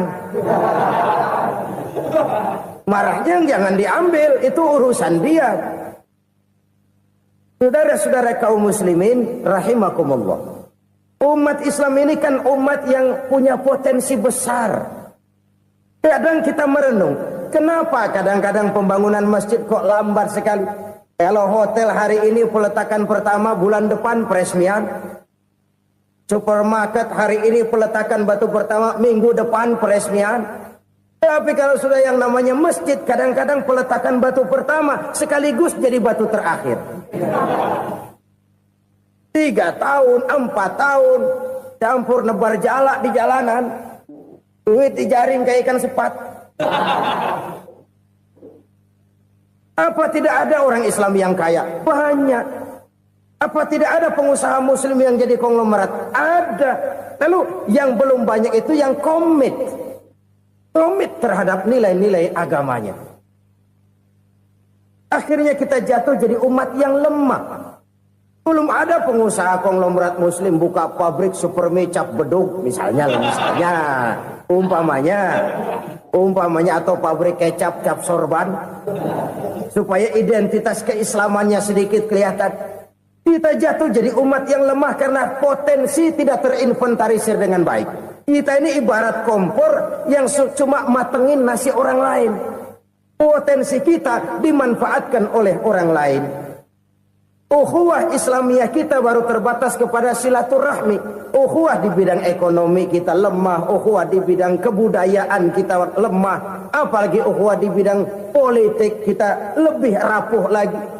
Padahal ukhuwah itu adalah totalitas kehidupan manusia. Menyangkut ipolek sosbud. Memerlukan nilai-nilai ukhuwah. Jadi oleh karena itu mari kita menyadari. Di dalam harta kita, walaupun kita yang cari, pergi pagi, pulang sore, peras keringat, banting tulang, di sana ada harta anak yatim. Di sana ada hak masjid. Di sana ada hak pesantren. Di sana ada hak jihad. Berbahagialah seseorang apabila dia oleh Allah dijadikan keran. Keran itu menyimpan air, tapi tidak untuk dirinya, tapi disalurkannya kepada mereka yang memang memerlukannya. Saudara-saudara kaum muslimin rahimakumullah, ini yang pertama. Jadi perbendaharaan surga adalah menyembunyikan sedekah. Orang lain nggak tahu, kita pun nggak pernah ngitung-ngitung. Kita anggap lewat begitu saja, padahal itu deposit akhirat. Satu. Yang kedua, perbendaharaan surga itu apa? Wa kitmanul musibah, menyembunyikan kesulitan. Kadang orang takut menghadapi kesulitan. Tapi makin kita merenung, hidup ini kan sebenarnya urusan. Takut sama urusan, ya jangan hidup. Tandanya orang hidup itu kalau punya urusan. Urusan melupakan problem. Problem sering menimbulkan kesulitan. Kesulitan bukan untuk ditakuti, tapi untuk diatasi dan dicarikan jalan keluarnya. Siapa sih orangnya yang gak pernah sulit-sulit? Makin tinggi status sosialnya, makin gede urusannya. Makin tinggi kualitas imannya, makin berat tingkat kesulitannya. Cuma memang yang namanya enak itu seperti pelangi. Biang lala itu nggak pernah di atas kepala kita, di atas kepala orang melulu. Lo sih enak lo, kata kita. Dia juga bilang yang enak kan lo. Pelangi itu nggak pernah di atas kepala kita. Kata tukang beca, aduh enak ya naik Mercy. Kata tukang beca, apa yang di dalam mobil Mercy? Aduh enak bener tukang beca, di jok ngeringkuk ngorok pulas bener. Saya kamar pakai AC sejuk, tempat tidur sutra, empuk, alga spring bed, gula kulik nggak bisa pulas kalau belum minum Valium, belum tidur. Enak bener tukang beca, di jok ngorok nggak tahu wetan kulon. Dia tukang beca bilang yang di Mercy enak, yang di Mercy bilang tukang beca enak. Inilah enak. Nggak pernah di atas kepala kita, di atas kepala orang lain melulu enak itu. Nah, saudara-saudara, yang merupakan perbendaharaan surga itu orang yang bisa menyembunyikan kesulitan, baik pribadi ataupun rumah tangga. Nih terutama rumah tangga yang jadi soalnya. Kadang-kadang kita ini kalau senang, sebaliknya kalau senang kita diam, kalem aja, cuek. Banyak banget duit kita, bawaan diam aja udah. Malah ketemu orang takut. Tapi begitu susah, sekampung tahu. Padahal Nabi mengajarkan perbendaharaan surga itu menyembunyikan musibah, menyembunyikan kesulitan. Kalau enak, cerita sama orang-orang. Kalau nggak enak, rasain sendiri, tekan sendiri, atasin sendiri. Kita kan sebaliknya. Senang kita diam, asal lagi susah, paling tidak kita nyari teman buat cerita kesusahan. Siapa orangnya yang nggak pernah susah? Cuma soalnya bagaimana kita mengatasi kesusahan itu sendiri. Begitu juga misalnya kalau orang sudah berumah tangga, itu orang tuanya harus menjadi tempat dia cerita yang enak-enak saja. Yang nggak enak rasain berdua, selesaikan berdua, atasin berdua. Jangan dibalik. Asal senang diam, giliran susah saja. Maknya laporan. Terbalik. Bisa menjaga security informasi. Maka nama bayam keluar diam, malah seluitan. Enak amat lo makan daging ayam. Security informasi. Saudara-saudara kaum muslimin rahimakumullah. Ujian yang terberat itu yang pernah diberikan kepada para nabi, para rasul, para aulia, para ulama. Makin tinggi keimanan, makin berat bentuk kesulitan. Ayo saya kemukakan satu contoh saja. Ada seorang nabi yang kaya, nabi kaya, namanya Nabi Ayub. Iblis kalau orang begini kan teki, ibadahnya rajin, kaya. Nih yang kayak begini susah digodain. Kalau ibadahnya rajin, miskin, kali bisa disogok. Sini imannya mantap, ibadahnya rajin, kaya, nabi lagi. Oh, tapi namanya iblis nggak kurang akal. Laporan, Tuhan, kenapa iblis? Ya ini bahasa saya, bahasa Qurannya sih nggak gitu. Itu hambamu yang namanya Ayub, dia rajin ibadah cuma karena dikasih kaya aja. Coba kasih miskin dia, berhenti dia sembahyang. Ah, kamu bisa aja. Saya tahu Ayub itu hambaku yang ikhlas. Saya buktiin Tuhan, silahkan. Dibuktiinlah, iblis turun ke alamin. Yang mula-mula dia lakukan, dia rusak sawah ladang Nabi Ayub. Dia binasakan binatang ternak Nabi Ayub. Sehingga dalam waktu singkat, jatuhlah Nabi Ayub dari orang paling kaya jadi orang paling miskin. Beliau masih ibadah di mihrab dalam masjid. Datang iblis. Saudara Ayub, ya, lagi ngapain? Ibadah. Nyembah Allah, nyembah Allah. Oh, percuma. Kenapa? Tuhan yang ente sembah nih, dia udah bikin miskin ente. Sawah ladang ente hancur lebur, binatang ternak binasa. Sekarang ente jadi orang paling miskin. Ngapain nyembah Tuhan kayak begitu? Tekor. Udah berhenti dah ibadah, berhenti ibadah. Ini iblis sama Tuhan laporannya lain, yang dikerjakan kepada Nabi Ayub juga lain.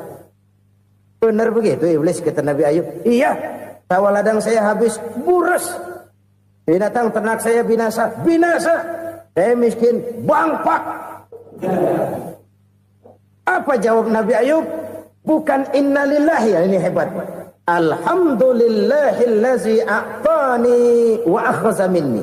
Segala puji bagi Allah yang telah memberikan harta kepada saya dan sekarang mengambilnya lagi. Alhamdulillah. Allah yang ngasih, Allah yang ambil. Itu mah urusan Allah. Iblis cuman ibadah jalan terus, sujud lagi Nabi Ayub. Iblis seleher gondok banget. Dasar Nabi nggak mempan dia apa-apain. Miskin malah alhamdulillah. Allah yang ngasih, Allah yang ambil. Jadi kalau kita tidak komit, kita tidak terikat kepada kaya, miskin, senang, susah, apa yang bisa bikin kita susah? Jadikan kekayaan, kemiskinan, jadikan senang, susah sebagai anak buah yang bisa kita atur. Jangan kekayaan ngatur kita, jangan kemiskinan ngatur kita. Kita yang harus mengatur mereka. Senang, susah, kaya, miskin, bahagia, sengsara, jadikan itu anak buah yang bisa kita atur. Kalau sekarang kita kaya, lain saat boleh jadi kita miskin, semiskin-miskinnya. Allah yang ngasih, Allah yang ambil. Tenaga mana yang bisa menghalangi? Ibadah jalan terus. Iblis makin gondok. Dasar Nabi loh. Akhirnya apa? Nabi Ayub dikerjain, diberikan penyakit. Demikian fatal penyakitnya. Bayangin, udah miskin, sakit. Masya Allah. Miskin, sakit. Sakitnya nggak lama, kira-kira 16 tahun. Istrinya 3, 2 mental minta ceraiin. Ngerawatin laki bengek begini. Senang belum tentu, susah udah pasti nih. Cerai aja, cerai dah. Cerai. Tinggal satu Siti Rahmah yang setia menemani beliau. Sesetia-setianya hati perempuan. Satu saat Siti Rahmah bilang, "Bang, iya, abang kan Nabi, Bang. Lalu, namanya Nabi kan doanya jarang meleset, Bang. Maksud kamu minta kenapa sih sama Tuhan biar abang sembuh baik dah, Bang?" Siti Rahmah, "Iya. Saya sakit berapa tahun sih dah?" 16 tahun, Bang. "Sebelum ini saya sehat berapa tahun?" "Ya kira-kira 60 tahun, Bang." "Nah, coba ente banding-bandingin, Rahmah. Saya dikasih sehat 60 tahun, dikasih sakit 16 tahun. Sudah nggak sabar mau doa kepada Allah minta sembuh. Saya malu kepada Allah. Diuji dengan yang luar biasa seperti ini, tidak mengganggu stabilitas kehambaannya. Dia tetap menghamba kepada Allah Subhanahu wa ta'ala." Saudara-saudara kaum muslimin rahimakumullah, kunci menghadapi kesulitan itu apa? Allah jelaskan dalam satu ayat, "Wa basyiris sabirin alladzina iza asabathum musibah qalu inna lillahi wa inna ilaihi raji'un." Gembirakan orang-orang yang sabar. Siapa mereka itu? Yang apabila mendapat musibah mereka kembali kepada keyakinan dasar, segalanya dari Allah dan segalanya akan kembali kepada Allah. Ini konsepsi dasar dari sikap muslim dalam menghadapi berbagai kesulitan. Segalanya dari Allah, segalanya akan kembali kepada Allah. Kalau ini sudah kondisi dasarnya, maka kita akan lapang menghadapi kenyataan bagaimanapun pahitnya. Apakah itu namanya miskin? Apakah itu namanya sakit? Bahkan maut sekalipun. Maut sekalipun. Segalanya dari Allah, segalanya akan kembali kepada Allah. Ini sikap hidup, bukan sekedar ucapan. Kita kadang-kadang menjadikannya sebagai ucapan. Mulutnya sehingga berhenti, innalillahi wa inna ilaihi raji'un, tapi nangisnya terus gerung-gerungan. Bukan itu, ini kesadaran moral. Kalau segalanya dari Allah, segalanya kembali kepada Allah, kan sebenarnya cuma nunggu giliran. Hari ini saya nyembayangin dia, entah hari apa saya disembayangin orang. Hari ini saya antar dia ke kubur, entah hari apa orang nganterin saya ke kubur. Hari ini saya tahlilkan dia, entah nanti kapan orang tahlilkan saya. Segalanya dari Allah, segalanya akan kembali juga kepada Allah. Oleh sebab itu saudara-saudara, kesulitan bukan untuk ditakuti. Kesulitan justru untuk diatasi, dicarikan jalan keluarnya. Dan tidak ada orang yang tidak pernah mendapat kesulitan. Tidak ada. Semakin tinggi status sosial, semakin tinggi kualitas keimanan, semakin besar juga tingkat kesulitan. Hanya saja bagaimana cara kita mengatasinya. Dan Al-Quran menyatakan, "Inna ma'al usri yusra." Di balik kesulitan itu pasti ada kemudahan. Roda itu berputar. Karena itu Rasulullah sallallahu alaihi wasallam mengingatkan kepada kita, "Ta'arraf ila Allahi fir raha ya'rifka fis syiddah." Ingatlah kepada Allah di waktu kamu senang, supaya Allah ingat kepada kamu di waktu kamu susah. Kalau waktu senang kita ingat kepada Allah, kita susah, Allah tidak akan meninggalkan kita. Tapi kalau waktu senang kita jauh dari Allah, sujud tidak sempat, dengan masjid jauh, ketika senang kita lupakan Allah. Nanti begitu kita susah, Allah lupakan kita. Dan itu menyakitkan. Oleh karena itu orang-orang tua kita dulu bilang, kalau lagi sehat ingat-ingat lu bakal sakit nanti. Kalau lagi kaya ingat-ingat satu saat kita bakal jatuh miskin. Bahkan kalau lagi muda ingat-ingat kita bakal tua. Dan yang terpenting kalau lagi hidup ingat-ingat kita bakal mati. Saudara-saudara kaum muslimin rahimakumullah. Jadi yang kedua yang merupakan perbendaharaan surga, menyembunyikan musibah. Saudara-saudara kaum muslimin rahimakumullah. Hal ketiga yang merupakan perbendaharaan surga adalah wasilaturrahmi. Orang yang suka bersilaturahmi. Sebagaimana yang kita maklum bahwa manusia adalah makhluk yang disebut zoon politika. Makhluk sosial yang tidak mungkin hidup sendiri-sendiri. Betapa dan siapapun kita memerlukan orang lain. Bodoh betul manusia kalau tinggal di tengah masyarakat tapi tidak mau bermasyarakat. Merasa hebat sendiri, pintar sendiri, gagah sendiri, kaya sendiri. Mungkin kalau mati juga ngubur sendiri. Jangankan kita di sini. Di sorga saja Nabi Adam waktu sendirian bengong melulu, ngondar mandir. Allah tegur dam sepi dam. Ya ini kalau bahasa saya.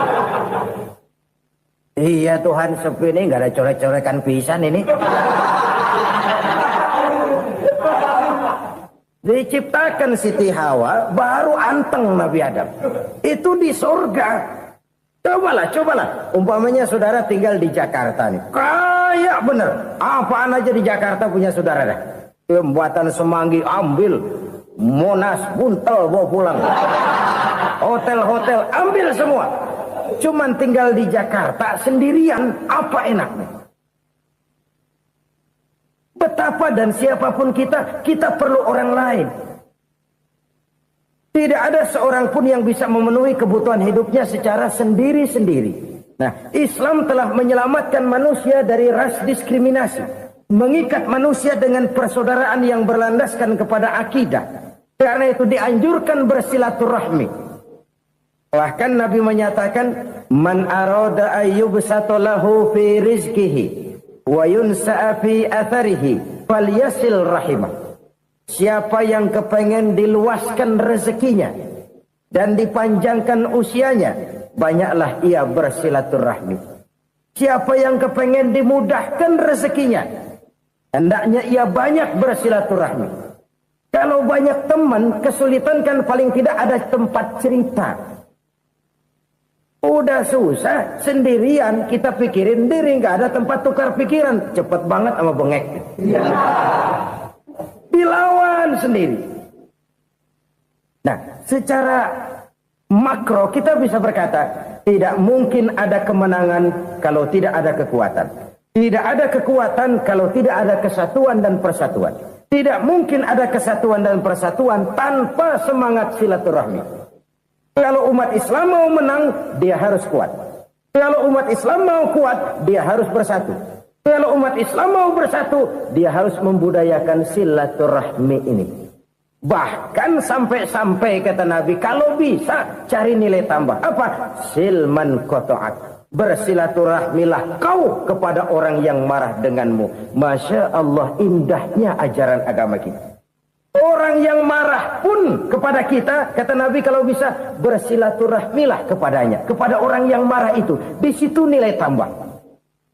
Cuman jujur nih hadis, ngucapinnya gampang, ngamalinnya yang berat banget. Orang marah sama kita disuruh silaturahmi, ada apa malu? Lu marah ada gua marahan lagi, gue pikirin. Saudara-saudara kaum muslimin rahimakumullah. Tapi ini yang diajarkan, bahkan ini yang dicontohkan oleh baginda Rasul.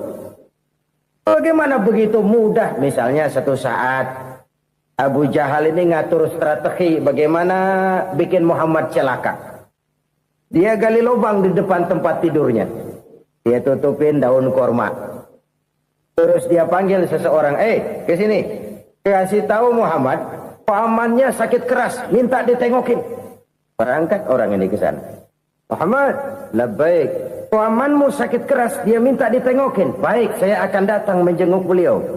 Berangkatlah Nabi ke rumah Abu Jahal tanpa prasangka apapun. Abu Jahal udah pasang setil, selimut 3 rangkap setengah dipakai, persis kayak orang meriang. Tapi sembari ngintip dari balik selimut, Begitu Muhammad buka pintu, nah masuk perangkap nih. Muhammad jalan menuju tempat pembaringan. Makin lama makin dekat, makin lama makin dekat. Makin dekat ke lubang yang dipasang oleh Abu Jahal itu. Dalam mati Abu Jahal, terus dah jatuh, mampus dah lo ini. Mampus lo hari ini. Apa yang terjadi? Malaikat Jibril datang. Muhammad, pamanmu cuma pura-pura sakit. Di depan tempat tidurnya ada lubang perangkap supaya kamu jatuh ke situ. Sudah, kamu pulang. Balik kanan Nabi. Sudah hampir jatuh ke lubang, balik kanan, pulang. Bayangin kecewanya Abu Jahal. Muhammad dikit lagi. Enggak paman, saya pulang aja. Emosi bangun dari tempat tidur, enggak sadar kalau lagi pura-pura sakit. Lompat ngejar Nabi, dia lupa dengan lubang yang dia gali. Serak, nyemplung sendiri ke dalam lubang.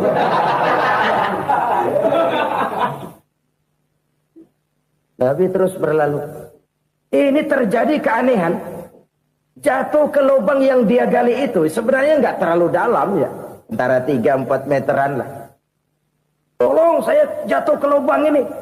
Datanglah pelayan-pelayannya itu. Angkat saya dari sini. Yang ngulurin tambang. Satu gulung, belum juga nyampe itu tambang. Kurang beli lagi ke warung. Sambung, ulur lagi. Enggak juga bisa sampai. Wah ini kerjaan Muhammad ini. Tolong siapa salah seorang kamu ke rumah Muhammad. Kasih tahu encangnya kecebur. Minta ditolongin. Sampaikan kepada Rasul. Kenapa? Pamanmu jatuh ke lubang, Muhammad minta tolong diangkatin. Tambang udah nyambung-nyambung gak nyampe juga. Ya, nanti saya datang, saya tolong. Coba. Nyata-nyata orang berniat jahat mau mencelakakan dia. Datang dia menolong. Ini yang disebut air tuba dibalas air susu ya ini. Bukan sebaliknya. Air tuba dibalas air susu. Paman, kecebur ya? Iya Muhammad, tolong ini. Pegang tangan saya. Nabi ulurkan tangannya, nyampe, dipegang oleh Abu Jahal, diangkat ke atas, sampai atas. Apa kata Abu Jahal? Sihirmu memang hebat Muhammad. Udah ditolongin dikata sihir, yang enak kita kemplang kan itu orang begitu. Urusan apa? Tapi inilah akhlak. Kalau bisa kamu bersilaturahmilah dengan orang yang marah kepadamu sekalipun. Orang marah kita tetap baik. Kalau kita berbuat baik sama orang yang memang baik, rasanya sih biasa-biasa aja. Orang baik kita baik lagi, ya draw aja, belum ada nilai tambah di situ. Baru ada nilai tambah kalau kita bisa berbuat baik kepada orang yang nyakitin kita. Itu namanya kita setingkat di atas dia. Dia sakitin kita, kita berbuat baik sama dia. Dia pelit sama kita, kita baik sama dia. Dia marahin kita, kita deketin dia. Di situ kita punya nilai tambah.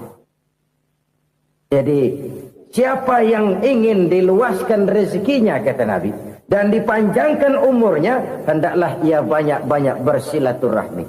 Sederhana sebenarnya silaturahmi, tapi silaturahmi membangkitkan semangat kesatuan dan persatuan. Kesatuan dan persatuan melahirkan kekuatan. Dalam matematika 1 ditambah 1 pasti 2. Tapi di tengah masyarakat, 1 orang takut ditambah 1 orang takut, hasilnya jadi 2 orang setengah berani. Kenapa setengah berani? Karena udah berdua. Tadi pan takut sendirian. Kalau dia kumpul turu-turu takutlah jadi berani. Kita yang lemah, kita yang tidak berdaya, kita yang miskin, kalau mau kompak bersatu, apa yang nggak bisa kita kerjain? Apalagi tinggal di kota besar, pilihan cuma 2. Bertahan atau minggir. Bertahan atau minggir.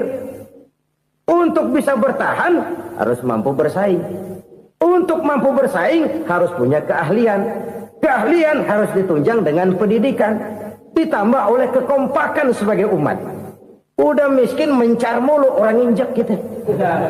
Orang nggak pandang urusan apa yang malu. Oleh karena itu silaturahmi pada hakikatnya merupakan roh dari ukhuwah yang diajarkan oleh agama kita. Bagaimana Islam menyelamatkan masyarakat manusia dari ras diskriminasi, mengikat manusia, dan tidak ada persaudaraan yang lebih indah selain persaudaraan yang diikat dengan nilai-nilai akidah. Sepanjang orang di jalan Allah, itulah saudara kita. Keluar dia dari jalan Allah, selesailah persaudaraan sampai di situ. Karena itu, kalau ingin menyimpan sesuatu di surga, banyaklah bersilaturahmi. Datang ke rumah ini, datang ke rumah itu, dan lain sebagainya. Itu simpanan kita di akhirat nanti. Ini yang ketiga. Saudara-saudara, yang keempat, perbendaharaan surga itu apa? Wa qawlu la hawla wa la quwwata illa billah. Ucapan la hawla wa la quwwata illa billah. Ibadah kan ada yang berat, modalnya besar. Bangun masjid berat, modalnya besar. Bangun rumah sakit berat, modalnya besar. Ada ibadah yang berat tapi modalnya ringan. Misalnya puasa. Puasa itu berat, mengendalikan nafsu. Kalau sekedar nggak makan nggak minum sih enteng. Mengendalikan nafsu itu jihad terbesar. Tapi kan modalnya ringan, cuma niat saja. Ini ibadah berat, modalnya ringan. Ada ibadah yang ringan, modalnya juga enteng. Seperti termasuk ucapan la haula wa la quwwata illa billah. Tanpa sadar, la haula wa la quwwata illa billah. Nyelengin tuh di surga. Nyelengin, kita nggak terasa. Nyelengin simpanan akhirat. La haula wa la quwwata illa billah. Nyimpan lagi. Kaget. La haula wa la quwwata illa billah. Nyimpan lagi. Banyak simpanan. Walaupun sebenarnya yang dimaksud di sini adalah kesadaran batin. Bahwa tidak ada daya dan kekuatan kecuali Allah. Itu intinya. Kita memulai pekerjaan disunahkan baca bismillah, kan begitu. Apa itu? Kesadaran moral. Bahwa ini saya bisa kerjakan. Saya kerjakan ini dengan menyebut nama Allah. Kenapa? Kalau Allah tidak memberikan daya dan kekuatan, mana mampu saya kerjakan ini. Maka saya kerjakan ini dengan menyebut nama Allah. Bismillah. Kesadaran moral. Manusia hanya wajib berusaha, tapi nggak pernah wajib berhasil. Banyak hal-hal yang kalau kita renungkan secara rasio nggak mungkin, tapi jadi kenyataan. La haula wa la quwwata illa billah. Tidak ada daya dan kekuatan kecuali bagi Allah semata-mata. Kesadaran moral akan kelemahan dan keterbatasan makhluk bernama manusia. Kadang kita kagum dengan otak, tapi kita sering lupa sama yang bikin otak. Padahal bagaimanapun hebatnya otak, yang bikin otak pasti lebih hebat dari otak. Nggak percaya, silahkan otak-otakan. Inilah kecenderungan.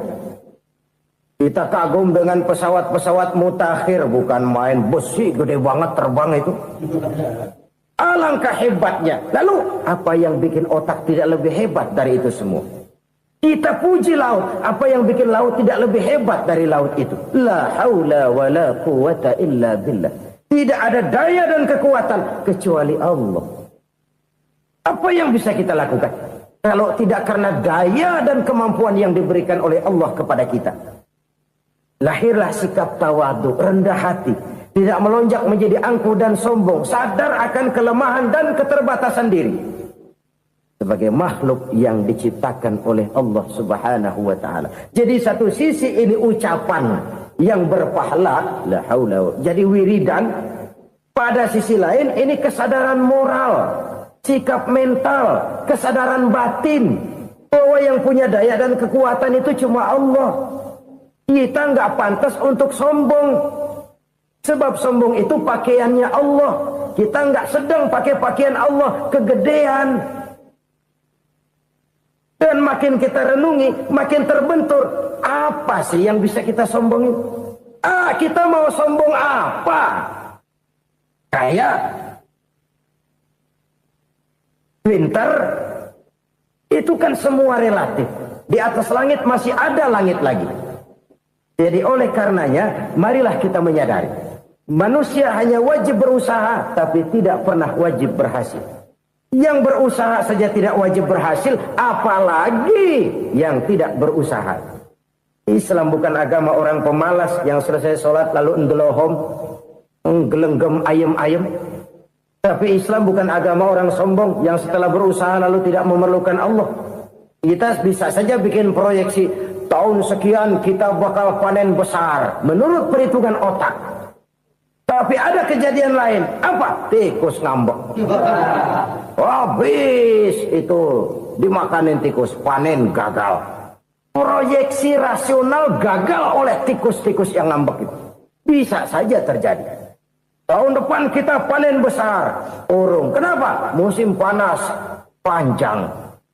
Dari sekarang ini koran-koran bikin berita musim mengalami penyelewengan. Bukan cuma manusia yang nyeleweng sekarang. Musim pakai nyeleweng. Mestinya kan musim hujan udah selesai. Masih hujan-hujan juga. Musim.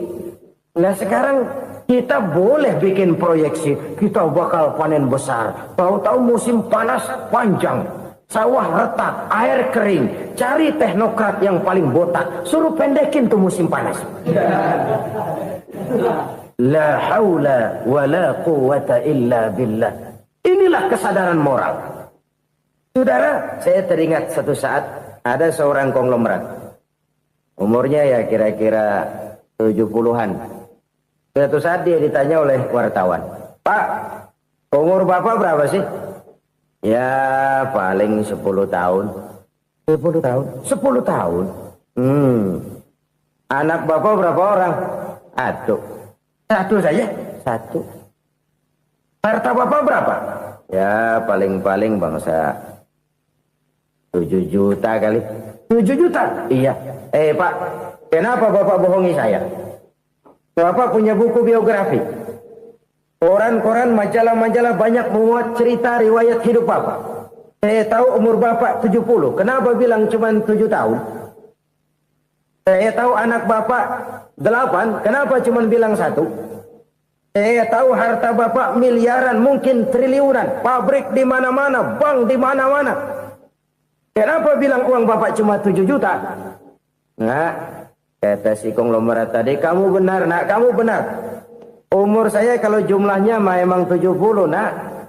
Cuman ingat-ingat saya, baru 7 tahun terakhir ini saya sujud. Baru 7 tahun terakhir ini saya berusaha dekat dengan Allah. Saya laksanakan perintahnya, saya jauhi larangannya. 7 tahun inilah rasanya yang ada nilainya di hadapan Allah. Yang 63 tahun matong, kelabu, kelem umur gue. Habis untuk maksiat, untuk munkarat. Maka ketika ditanya tadi, umur saya 7 tahun itu. Oh begitu Pak. Oh iya. Lalu anak Pak. Anak Bapak kan 8. Kenapa bilang cuma 1? Nah, kalau jumlah hitungannya memang anak saya 8.